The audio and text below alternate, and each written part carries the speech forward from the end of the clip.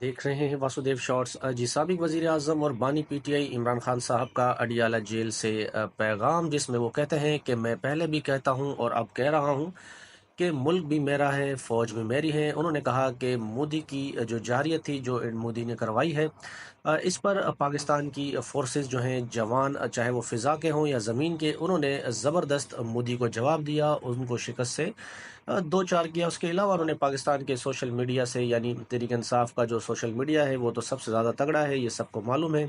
उनकी भी उन्होंने तारीफ़ की और कहा कि आपकी भी तारीफ़ बनती है कि जिस तरह आपने मोदी की और आरएसएस की आइडियोलॉजी को दुनिया में शिकस्त दी। उन्होंने कहा कि मोदी बुज़दिल आदमी है, उन्होंने सिविलियन पर हमले किए, इसमें हमारे बच्चे, औरतें, बूढ़े इन हमलों में शहीद हुए, जबकि पाकिस्तानी फ़ौज ने प्रोफेशनल जवाब दिया। इसमें वो कहते हैं कि जो लोग इसमें शहीद हुए हैं, चाहे वो सिविलियन हो या फौजी, उन सब की फैमिलियों के साथ वो कहते हैं कि इस दर्द में हम शामिल हैं। मजीद इमरान खान साहब कहते हैं कि दौरान जंग सबसे पहले रद्दमल देना नागुज़ीर होता है और 60% जंग जो है वो आसाब की जंग होती है।